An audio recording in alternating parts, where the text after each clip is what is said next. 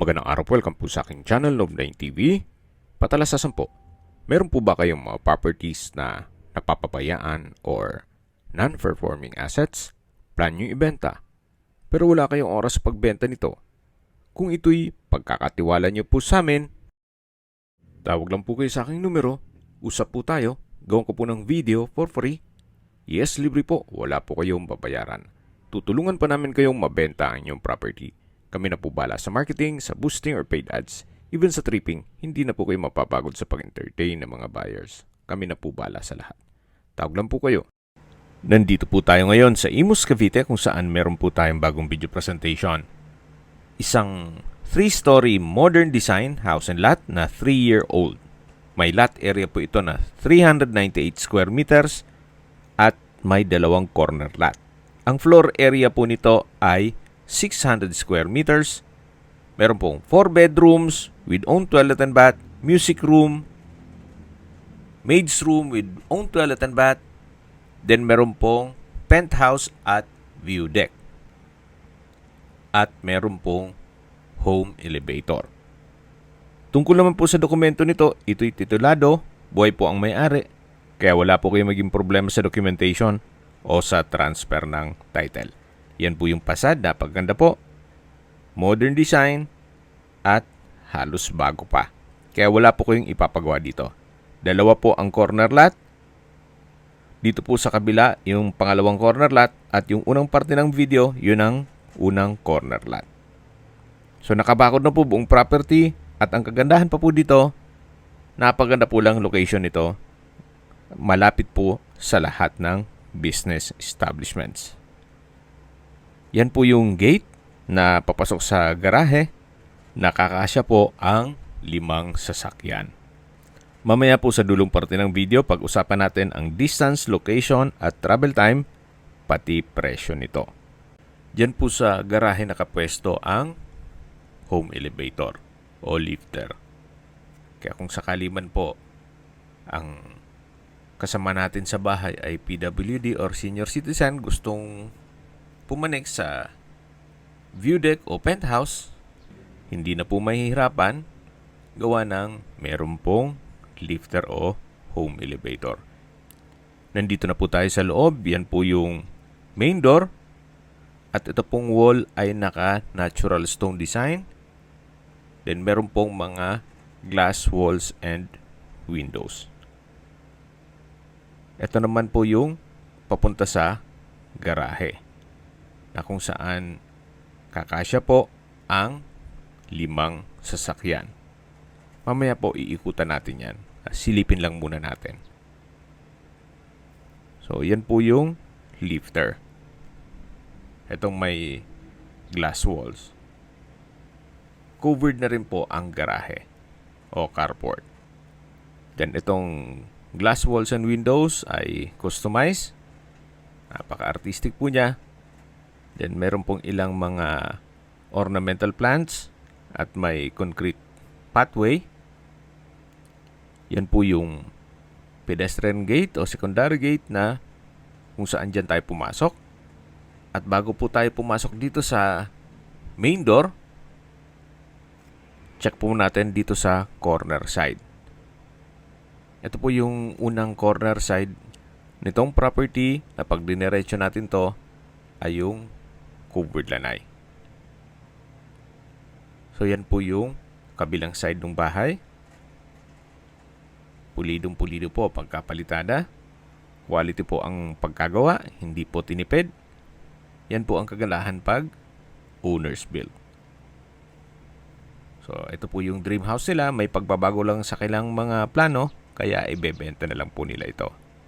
So ito po yung double wooden door na meron pong glass panels. Then brickstone design itong wall.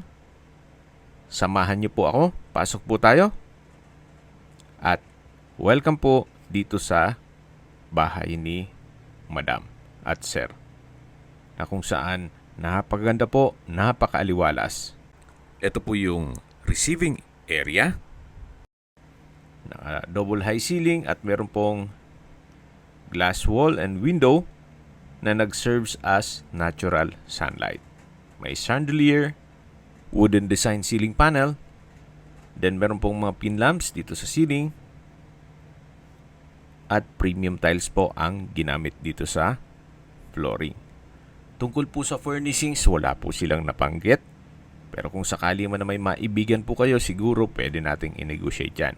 So ito naman po yung dining area na may dining set, then may chandelier, at ito po yung sliding glass door o door glass na papunta naman dito sa covered lanai. Na meron pong coffee table, meron pong natural stone tiled wall, at yun po yung corner side na kung saan galing na po tayo dyan kanina. Then dito naman po ay yung setback papunta sa service area at paikot dun sa garahe. Ito po ulit yung dining area na may 6-seater dining set. Yan po yung receiving area. Then dun po yung living area. Ito naman po yung breakfast nook na may high chair. At sa dulo ay may wooden shelf. Then meron din pong sliding glass window. At ito naman po yung formal kitchen na may island. Then meron din pong tatlong high chair. May kitchen countertop, kitchen drawer and storage ng kitchen utensils. Meron din pong mga modular kitchen cabinet na naka soft close hinges. At meron pong malaking kitchen window, then nano block sink with faucet, at dito naman po yung dirty kitchen. May breakfast table, kitchen countertop, wall-mounted kitchen cabinet, kitchen drawer, at storage ng kitchen utensils. Nano block din po ang sink and faucet. Yan po yung pantry. Then dito po ay may access door na naka-solid wood door at aluminum screen door na papunta naman yan sa garahe, at ito yung service area na may natural bamboo o dried bamboo na disenyo dito sa wall. At sa dulo ay meron pong metal shelves. So balik na po tayo dito sa loob. Ito po ulit yung dirty kitchen. Then yan yung pantry. Ito po yung gas range, then kitchen countertop. At dito naman po yung formal kitchen. Marami pong pwedeng ilagay na mga kitchen utensils. Gawa ng napakhaba po ng kitchen cabinet. Ito po ulit yung living area na may ceiling fan. Then sa dulo po matatanaw natin yung main door. At dito naman po yung hagdan na naka solid wood staircase, handrail at glass railing. Meron pong understairs na powder room. At dito naman po yung unang kwarto. Kung sakali man po na meron pong PWD or senior citizen sa pamilya, etong kwarto na to ang para sa kanila. Ang kabilang side po niyan ay yung garahe. Yan po yung sliding window glass na may blinds. Then meron din pong window type aircon. Ito po yung toilet and bath. May vanity mirror, hand wash basin, water closet with bidet. Then meron pong hot shower set, may overhead shower, at from floor to ceiling po itong tiled bathroom wall. Meron din pong wall-mounted na stainless towel holder at bathroom window. So ito po yung first bedroom na may sariling toilet and bath. Then may ceiling fan, naka-tile flooring. I don't know kung isasama yan or iwan tong gym equipment. Meron na rin pong bed frame and mattress. At dito naman po yung powder room. Naka-solid wood door, may bathroom countertop, hand wash basin, vanity mirror, tiled bathroom wall, water closet with bidet, at may bathroom window. Paglabas nyo po, yan yung unang kwarto, then may wooden shelf, then katabi lang po yung hagdan. Ito po yung living area, sa dulo yung receiving area, ito po yung formal kitchen, then yung breakfast nook, dining area, at yun po yung main door. Ito naman po yung customized glass wall and window, at meron pong maliit na storage room dito. So, check po natin yan upon tripping, at may mga gamit sila dyan ngayon. So ito po yung staircase na naka-solid wooden planks, then glass railing at wooden handrail. May chandelier din po. Then may painting. At samahan nyo po ako. Akyat po tayo. At nandito na po tayo sa second floor. Ito po yung family area. Meron pong chandelier. Wooden design itong tile flooring. At dito naman po yung sliding glass window papunta sa balkonahe. Mamaya po ikutan natin yan. Dito naman po yung open below na naka-glass railing. Then, yan yung chandelier. Ito po yung glass walls and window. Nag-serve as natural sunlight. Mula po dito, matatanaw natin yung receiving area. At dito naman po yung wooden design na ceiling panels. Ito po yung first bedroom. Naka-solid wood door. Malaki ang espasyo, may wardrobe, bed frame and mattress, customized glass window with blinds, may ceiling fan, may window type aircon, at may sariling toilet and bath na may bathroom countertop, vanity mirror, hand wash basin, bathroom cabinet, water closet with bidet, hot shower set, at bathroom window. Naka-tiled bathroom wall din po yan.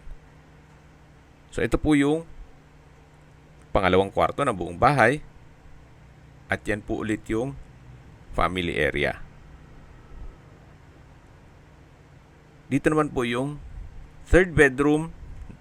Naka-solid wood door. Halos kasinlaki lang po nung kabilang kwarto. Malaki din po siya. Then meron pong sliding window glass with blinds, window type aircon, bed frame and mattress.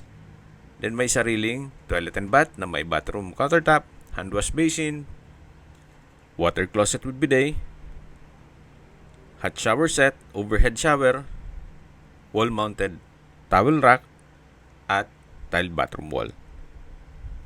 Ito po yung third bedroom. Labas po tayo. Ito po ulit yung family area. Yan po yung linen room. Pan-tripping po, check natin yan. Na naka-solid wood door. At katabi lang po nito yung hagdan o staircase. At ito naman po yung hallway na papunta sa master bedroom. Ito pong master bedroom ay halos triple ang laki ng mga kwarto. Napakalaki po ng espasyo. May corner window glass, ceiling fan, split type aircon, pin lamps. Then meron pong headboard, bed frame and mattress, at meron pong walk-in closet. Naka-solid wood door. Napakalaki po ng espasyo. May ceiling fan, wooden shelves, at dito naman po yung toilet and bath na may couple hand wash basin, malaking vanity mirror, bathroom countertop. Sa dulo po ay may bathtub. Then yan po yung water closet with bidet. May shower enclosure. From floor to ceiling po ang tile bathroom wall. Then may bathroom window, hot shower set. At dito naman po yung overhead shower. Napakaganda po. Pati po yung kombinasyon ng kulay nitong mga tile bathroom wall. At ito pong shower enclosure ay stainless itong frame niya. So yan po ulit yung walk-in closet. Napakalaki po ng espasyo. At dito naman po tayo ulit sa master bedroom. Meron pong access door dito na papunta naman sa balkonahe. Naka-solid wood door. Then meron pong rattan set. Naka-glass railing. Then may tubular design. At yan po yung stairs o spiral stair papunta sa penthouse. Yan po yung dulong parte ng balkonahe na may access naman papunta dun sa family room. So akyat po tayo, samahan niyo po ako. At nandito na po tayo sa roof deck o penthouse. Pwedeng music room, depende po sa inyo kung ano maging use nyo dito. Naka-glass walls and window. May countertop, split type aircon. Then pwede pong mag video okay o karaoke. Kaya maganda rin gawing music room. At sa dulo po yung stainless sink with faucet. At meron din po itong sariling toilet and bath. Na kung saan maayos naman po ang toilet fixtures. So dito naman po sa kabilang side ay meron pong isang kwarto na ginawa nilang maid's room. Nakatabi lang yung banyo. So yan po ulit yung music room o penthouse. At ito naman po yung home elevator o lifter. Pagbaba po niyan ay doon na mismo sa may garahe. Napakalawak po nitong view deck. At mula po dito, matatanong niyo naman ang inyong mga magiging kapitbahay na kung saan dito po sa subdivision na to mukhang palakihan po sila ng bahay. Yan po yung inyong mga magiging kapitbahay. Maaliwalas naman po ang area at higit sa lahat, malapit po sa lahat. At pag-usapan na po natin ang distance, location at travel time. Kung familiar po kayo sa Tirona Highway, napakalapit lang po nito. 650 meters at ang travel time is 3 minutes. Mula naman po sa Binakayan Public Market na kung saan meron din pong mga groceries, convenience store, remittance center, supermarket, school, church, fast food, restaurant, at iba pang business establishments. 650 meters lang po ang layo. Ganun po kalapit ito sa mga business establishments. Kaya accessible po sa lahat. At mula naman po sa Binakayan Hospital and Medical Center, ang distance is 1.1 kilometers at ang travel time is 5 minutes. Yan po yung lagi kong binabanggit sa inyo na dapat nyo i-consider sa paghanap ng property, yung meron pong malapit na hospital. Hindi ko naman po sinasabing sakitin kayo. Yan naman po for emergency purpose lang naman. At mula naman po sa Kawit Toll Plaza, sa Cavitex, ang distance is 2.4 kilometers at ang travel time is 9 minutes. Mula naman po sa Parañaque Integrated Terminal o PTEX, ang distance is 13.7 kilometers at ang travel time is 22 minutes. Mula naman po sa airport, ang distance is 17.8 kilometers at ang travel time is 28 minutes. Opo, Napakalapit na po nito sa Manila. Kaya kung hanap nyo yung isang malaking bahay na wala na kayong ipapagawa, ito na po yung hinahanap nyo. Then dito naman po ay may secondary gate. At ito naman yung service area. Na diretso po yan hanggang sa garahe. May mga storage cabinet. Ito po yung dinaanan natin kanina na metal shelves. Yung laundry area.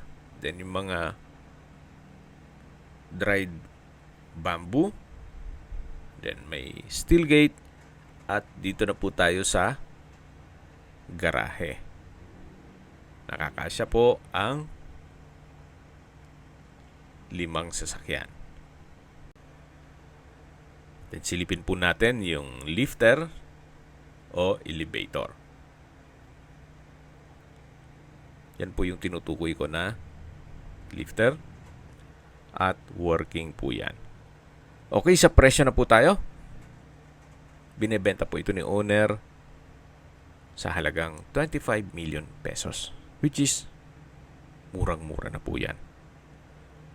Sa ganda nitong bahay at 3 taon pa lang, kung bibili po kayo ng lupa na ganitong kalaki at corner lot pa, then magpapakonstruct pa kayo ng ganyang kalaki, siguro mabibitin yung 25 million nyo.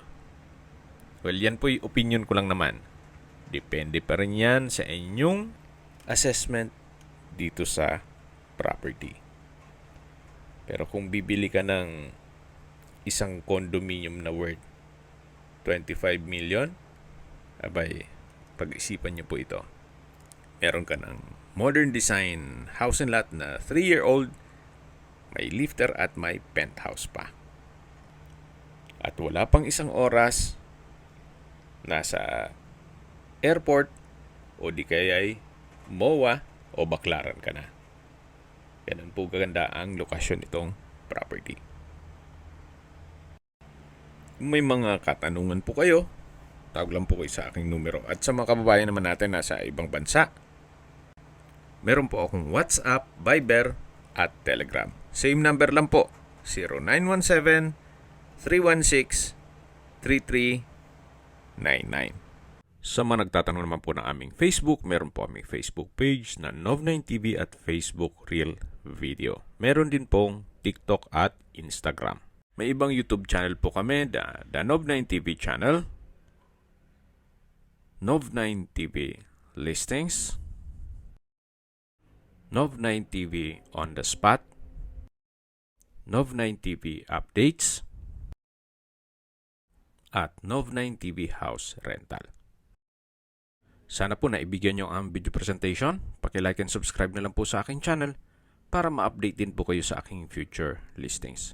Kung sakali po hanap nyo yung mas malaking sukat ng lupa, meron din po kami ibang listings na pwede nyong pagpilian.